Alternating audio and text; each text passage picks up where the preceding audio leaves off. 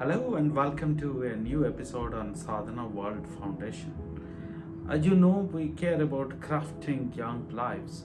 We present stories drawn from mythology and lessons in history, which are anchored on moral values. We think that these stories contain a tremendous amount of moral teachings which our young children and adults can inculcate in their own lives and become stronger and better human beings. Haven't we come across people in our lives, in our day to day life, around us, those who are extremely proud, extremely possessive of their knowledge, their wealth, their riches, their appearance, and so on? All of us know very well that we come to this world empty handed and we leave this world empty handed. Yet, all of us, in order to lead our lives on this surface of this earth, we need certain resources to lead our life. That's of course true. However, there are some of us who are extremely proud. They are in so much of vain of the things that are surrounding them, their friends, their family members, their wealth, the kind of houses that they live in, the kind of cars that they drive, or the jewelry that they have, or the wealth that they have, and so on. What does our mythology say about it? Many of us would have heard the story of Narcissus from the ancient Greek mythology. This person was extremely proud of his looks. He was very handsome. He was young, he was well built.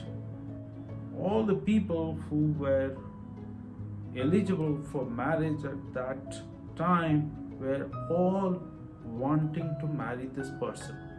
However, he would reject all the advances made by anyone who made at that point in time, including the gods and goddesses.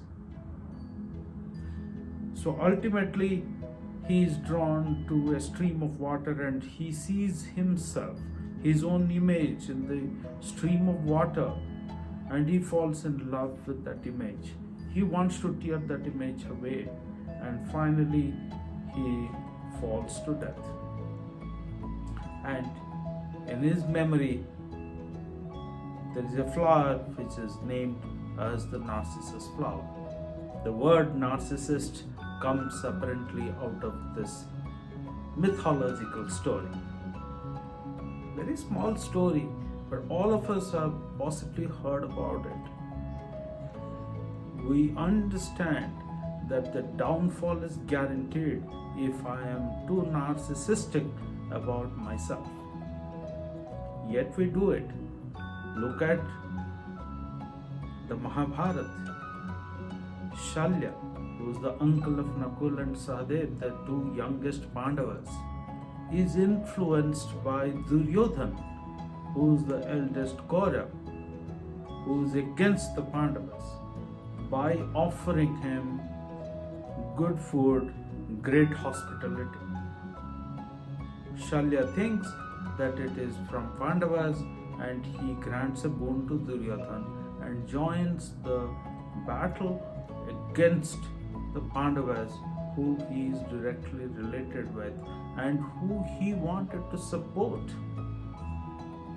He loses his path because he thought that he is a great warrior, great charioteer, and the Pandavas were not as good as him. This thought was there in his mind. So he was in constant vanity about himself.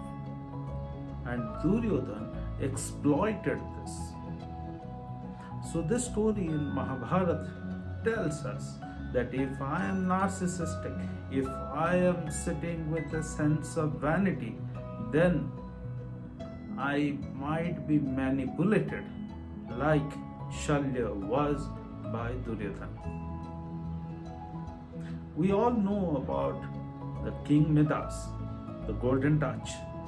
Again, another folk tale. He was granted a boon that anything that he touches will turn into gold. He held very intense penances to win that boon. He got it. He touched things, they became gold. And he was doing great amount of charity. He was loved by people because he was giving away things to many people. But a day came when he touched his own daughter, who he loved so much, that the daughter turned into gold. And ultimately, he became so unhappy. Anything that he was touching, the food that he touched, the things that he touched around him, all turned into gold. So what does this small mythological story, which is anchored on this concept of vanity, teach us? It tells us that if I am in vanity with myself, like King Midas was about his charity, you may accidentally find some boons, but your life could go out of control, go completely imbalanced, like Midas's life was. We all know about emperor's clothes. It's a fiction. However, the fiction also tells us the emperor, who's in love with his own appearance, his own clothes, is conned by two artists about the concept of invisible clothes. He is paraded naked on the streets of his own kingdom. That's what happens when we are in constant pride, or we are trying to show ourselves as who we are not. We are so much overpowered by our ego, by the sense of vanity. In chapter number 16 of Srimad Bhagavadgita, Sri Krishna describes 26 noble qualities. One of them is na atimanita, means absence of vanity. He advises all of us to give up the sense of vanity. We should embrace originality. We should project ourselves as who we are. We need to be humble. Ladies and gentlemen, very nice but intense teaching. Think about our own lives. How many times we are boastful? How many times we over project the reality? Possibly multiple times a day.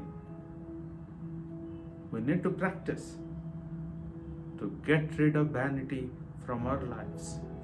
Thank you very much for listening to this. I look forward to our future conversation. Bye for now.